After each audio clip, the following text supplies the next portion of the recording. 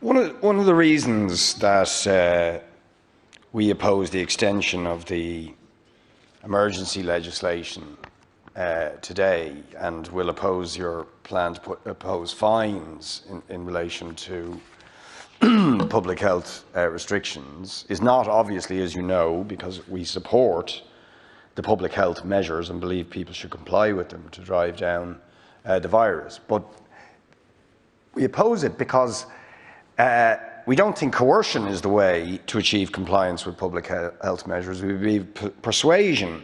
But the other reason is because it implies that the reason we now have a rising infection rate such that we need a lockdown is because of the behaviour of ordinary citizens, rather than the behaviour of the government. And you see, here is an instance of what we're talking about.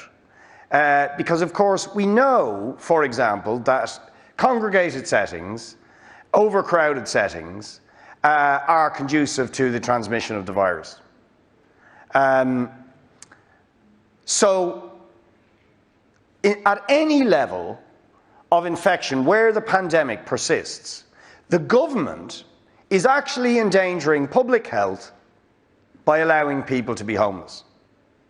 You should be fined for doing that. You know, I had a guy he was a pensioner in my area who was made homeless during the last lockdown. He could have invoked the legislation, but he didn't feel he could stand up to the landlord. In any event, I think it was an Airbnb, so it would have been one of the instances possibly covered by Owen's last amendment. Okay, I'm not sure about that, but anyway, he was made homeless, right? But he was living in a shed. He was a pensioner and had to live in a shed for the entirety of the lockdown.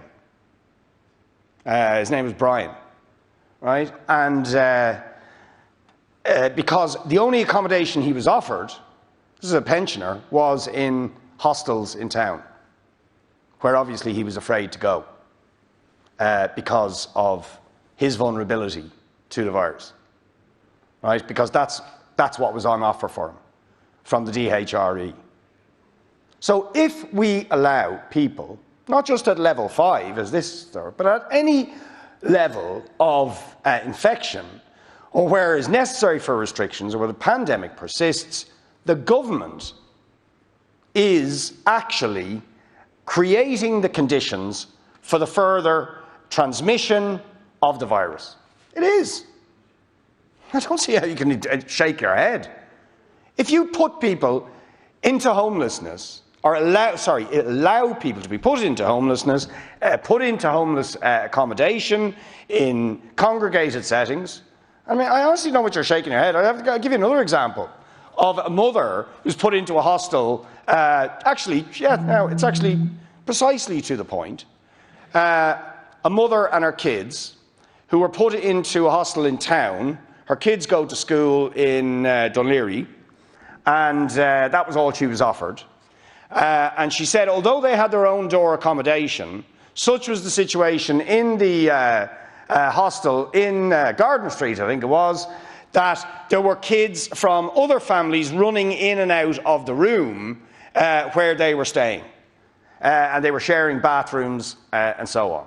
And she was extremely worried from a public health point of view about herself, her kids, and so on. And then she had to drag those kids out at 7 o'clock every morning to Dáil Éireann to bring them to school. She was working, actually, as well, and nearly lost her job. This was all during level 3, or before even you come in with level 1, 2, 3, but at the lower level of restrictions, right? And she was extremely worried about her health. And of course, those sort of conditions where there was multiple kids from multiple families running in and out, sharing bathrooms, running in and out of each other's rooms, those are precisely the conditions we should not put people in the context of the pandemic. But you plan to do that as soon as we go down to level 4, or back down to level 3 or level 2. Even though it is precisely those kind of settings who can then drive the thing back up again. It's madness, right? So I don't see why you wouldn't accept this amendment. notwithstanding the wider debate about the issue of homelessness and banning evictions altogether. We'll have that debate on another day.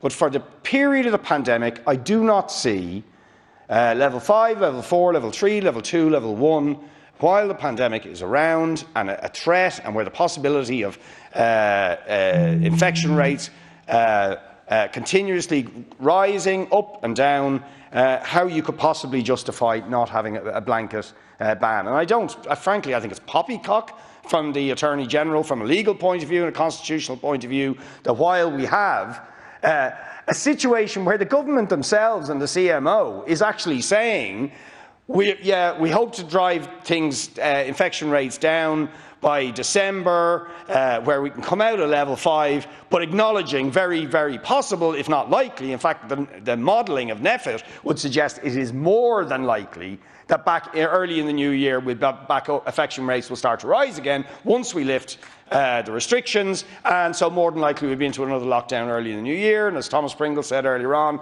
another one 3 months down the line after that.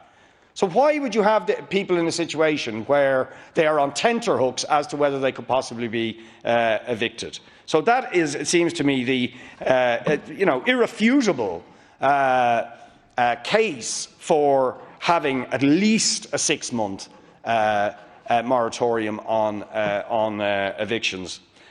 So I'd be interested to see what you have to say in response, Minister, but I think it's an unanswerable case to have 6 months, and indeed for the duration of the pandemic, this eviction ban.